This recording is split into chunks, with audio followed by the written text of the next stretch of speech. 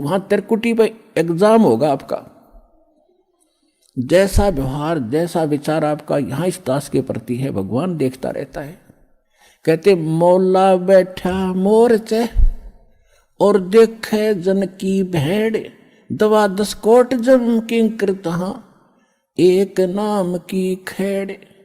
अब जैसे यहाँ आपको तरीके बताए जाते हैं, उदाहरण और एग्जाम्पल दे दे के, कथा सुना के, कि परमात्मा जब तपस्या पर आए काल के इस लोक में, तो धर्मदास जी को परमात्मा बता रहे हैं कि जब मैंने उस काल को ये कहा, परमेश्वर कबीर जी बता रहे हैं कि जब मैंने उस काल को ये कहा कि मैं नीचे जाऊंगा और सब जीवों को बताऊंगा तो भगवान नहीं है, और सब गलत मंत्र जाप कर रहे हैं, उनको यथार्थ ज्ञान दूंगा, यथार्थ मंत्र दूंगा और सब जीवों को पार करके सतलोक ले जाऊंगा। आपने तूने बहुत दुखी कर दिया इनको, भगवान की आत्माओं को। तब वो काल इतना ताकतवर है कि मेरे ऊपर झपट्टा मारा मारने के लिए, तो मैंने सतनाम का जाप शुरू कर दिया। और जो ही मैंने सिमरण किया श्वास से, ऐसे गिर गया जैसे पक्षी की पांख कट जाती है। तो कहने का भाव ये है कि जब आप पर कोई आपत्ति आती है, प्रथम मंत्र मिला है तो उसका सिमरण कर दिए शुरू, और सेकंड मिला है सतनाम तो सतनाम का सिमरण शुरू कर दीजिए। सारनाम मिला है तो वो तो कहना है क्या है, वो सिमरण कर दीजिए। तो तीनों ही एक जैसा प्रोटेक्शन करेंगे यहाँ की आपदाओं में। तो यहाँ परमात्मा हमें बताना चाह रहे हैं, तो यहाँ हमें बताना चाह रहे हैं कि जब कोई भी आपत्ति आवे तो अपने श्वास का सिमरण आपने शुरू कर देना चाहिए। और उस श्वास उसके अंदर जैसे मौला बैठा मोरचे और देखे जन की भेड़, भेड़ माने भिड़ंत, यानी किस तरीके से ये लड़ता है। जैसे एक सैनिक है और उसके पास बंदूक है, गन है, अब वो गन न छोड़ के और पत्थर ठाको मारने चल है तो किसा क्या कल है उसके अंदर। तो आपको ये सतनाम, ये नाम की एक बंदूक दे रखी है, हथियार दे रखा है इस काल के दूतों के साथ लड़ने के लिए। अब जब आपके ऊपर आपत्ति आती है, यम के दूत आते हैं, चाहे परमात्मा लिखा, गरीबदास जी ने लिखा है कि वो परमात्मा आपकी हर गतिविधि देखता भक्त की, और आपको ये भी देखता है कि वो किस तरह से उनसे निपटेगा काल के दूतों से। कहते 12 करोड़ यम के दूत, 4 दूतों की तो बात ही छोड़ो जो तुम्हें लेने आते हैं। अगर 12 करोड़ यम के दूत सामने खड़े हों और आपने एक सिमरण कर दिया, वो 12 करोड़ न्यों पड़ेंगे, जाके एक दूसरे के ऊपर उछलते भागते नजर आओगे, न्यों मैदान साफ कर जाएंगे।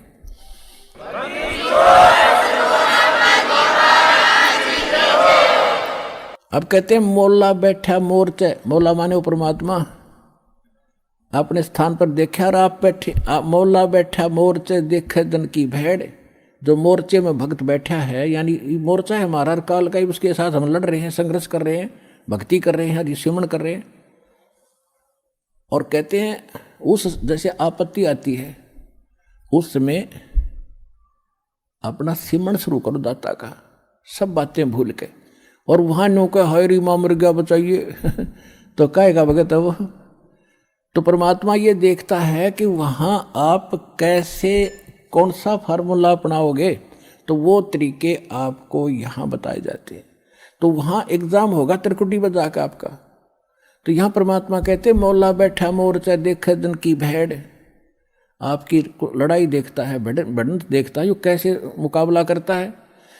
बंदूक धर के पत्थर ठाता है या बंदूक दिखावा है, तो फिर ज़्यादा फर्क पड़ जाए, बंदूक दिखाते हैं तो सिमरण स्वरूप नाम के सिमरण से संकट टलेंगे। और कहते हैं 10 कोट जम किंकर जहाँ 12 दूत यम के दूत सारे के सारे आपके सामने आ जाओ, और एक नाम की खेड़, खेड़ माने टक्कर नु मारा सब गिरता चल तगड़ा आदमी होता है। तो ऐसे वो मंत्र की इतनी ज़बरदस्त शक्ति है, क्योंकि ये ज्ञान जो बोला गया था सिंपल और अनएजुकेटेड व्यक्ति थे, उनको सिंपल लैंग्वेज में समझाना था।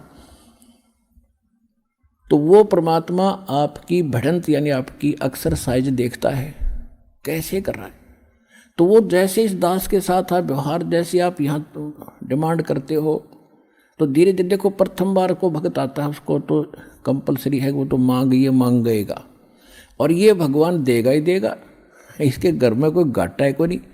ज्ञान इसलिए दिया जाता है कि तू क्या मांग रहा है उतना मांग ले जितनी तुझे जरूरत है, और बाकी भगवान पर छोड़। उसने क्या पता नहीं मेरे बच्चे को क्या आगे आवश्यकता है, आगे तैयार खड़ा पाओगा आपका, आपसे पहले खड़ा मिलेगा, इसको किस चीज की आवश्यकता है।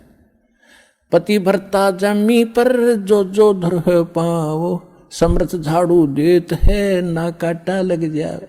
तो आप उसके हो गए तो फिर आपके जीवन रूपी सफर में झाड़ू लेकर, कहते मैं उसका दास हूं। दास किसे कहते हैं? गुलाम को। भगवान दास भी पीछे रह जाए लेकिन भगवान आपकी पुकार से सुनते ही आगे खड़ा पाओगा, और उसको पहले भी खड़ा पाएगा कि मेरा बच्चा आ रहा है, और साफ कर दो कि देश के कर्म के कांटे ना चुभ जा। तो इतना आपने इस मालिक में समर्पित होना पड़ेगा पतिव्रता की तरह, तब वह लाभ हो।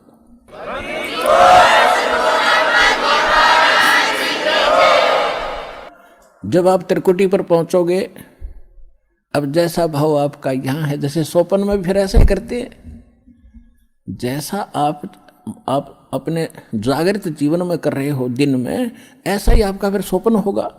ये स्वप्न दिन में कोई केले बेचे रेडी लगा के बाजार में, वो करता ले 10 के 20, 10 के 20, 10 के 20, 8 के 20, 8 के 20, ऐसा नहीं मिलेगा। तो सपने में फिर वो नहीं बोलेगा ले लो 10 के 20, 10 के 20।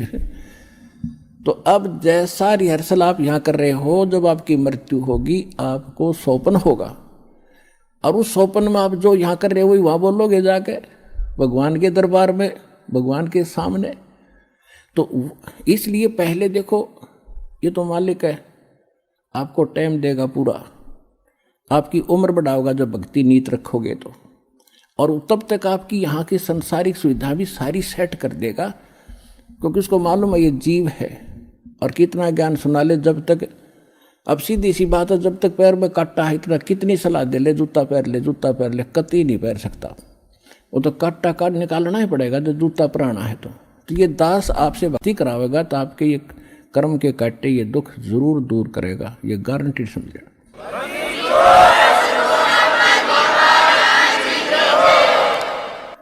तो उसके लिए आपको धैर्य रखना पड़ेगा। धीरे धीरे रे मना धीरे सब कुछ हो, और माली सीते 100 घड़ा ऋतुआएं फलो।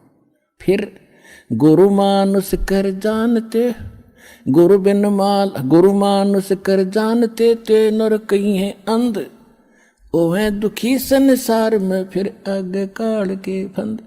परमात्मा आपको त्रिकुटी पे मिलेंगे, वहाँ जाते ही आप समर्पित हो, जैसे दंडवत करोगे तो देखोगे मुंह की तरफ, और परमात्मा जिधर जाएंगे आप पीछे पीछे वहीं भाग लोगे, वहीं साथ जाओगे। तो वहाँ आपको धर्मराज के दरबार में ले जाया जाएगा, गेल जाएंगे दत्ता साथ में इस दास के रूप में। भाई कर ले गुरु वकील मुकदमा भारी है। परमात्मा सब तरह की सलाह देते हैं कि गुरु आपके एज एडवोकेट का भी काम करेगा उस धर्मराज या न्यायाधीश के दरबार में, जो यहाँ का चीफ जस्टिस है 21 ब्रह्मांड का, एक ब्रह्मांड का।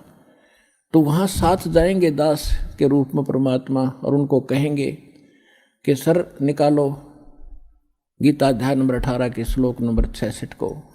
ये विधान है भगवान का, सर्वधर्मान परित्यज माम एकम शरणम व्रज अहम तवा सर्व पापे भयमुक्षामि मा शुच। वो किताब खुल जाएगी गीता वहीं पर कि इस तेरे भगवान की बोली हुई है ये, इस ब्रह्म की।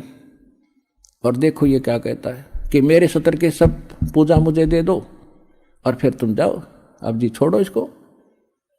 ये ओम नाम का जाप जो सतनाम में जो सेकंड मंत्र जो आपको दिया जाता है, उसमें प्रथम जो मंत्र है सतनाम 2 अक्षर का है, जो पहला अक्षर का मंत्र है ये ब्रह्म का है ओम। इसकी कमाई वहाँ दे देंगे, फिर वो ऑटोमेटिकली छोड़ देंगे, आ जाओ जी आप फिर। और फिर जो दूसरा मंत्र है सतनाम का दूसरा अक्षर है, उसकी कमाई फिर अक्षर पुरुष के लोक में देंगे जाके, वहाँ भी आपके साथ रहेगा परमात्मा इस दास के रूप में। और जब फिर 11वां द्वार पार किया, फिर 12वें द्वार को पार करके तब सतलोक में जाया जाएगा। ये 11वां द्वार, कोई 10वें द्वार तक अटक रहा है, एक ने कि 11वीं खिड़की पर सुन ली अधूरा सधूरा। ये थे नीम हकीम, ये मधु परमहंस रांजडी वाला, 11वीं खिड़की आ गई, किशन नहीं पाई आज तक। ये थे काल के दूत। और परमात्मा को पता था कि इन मेरा संत धोएगा जाकर सारे की पोल पाट देगा,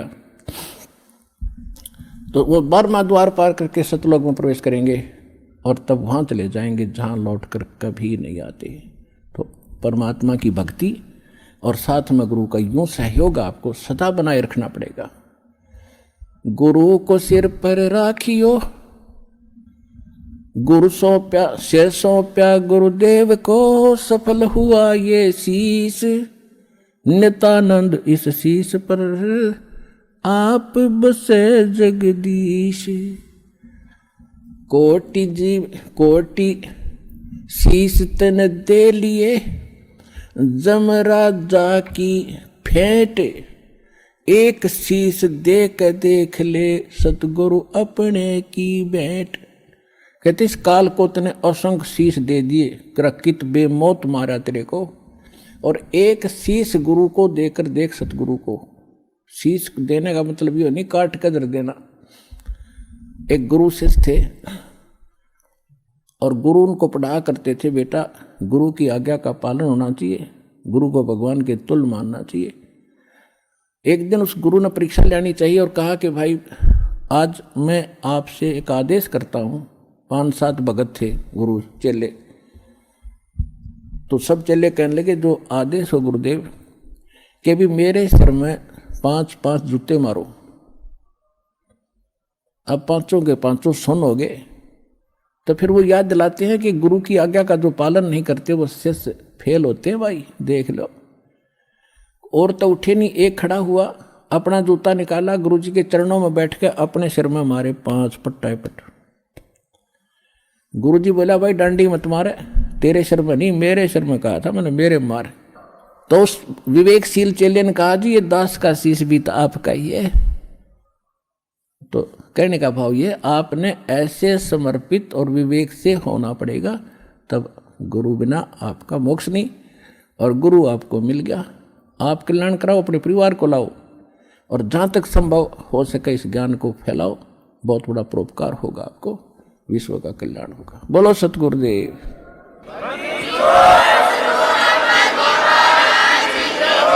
ये बार बार समय नहीं मिलता बच्चों, या एक एक अक्षण आपका बड़ा कीमती बहुमूल्य है जो भगवान आपको यहाँ लाए हैं। ना यहाँ आना कोई बच्चों का खेल है, बगैर परमात्मा की रजा से आप इधर मुंह भी नहीं कर सकते। स्पेशल है आपको, चाहे कुछ भी कारण बनाया, चाहे दुखी करा चाहे सुखी करा, आपको ऐसे स्थान पर ला कर बैठा दिया।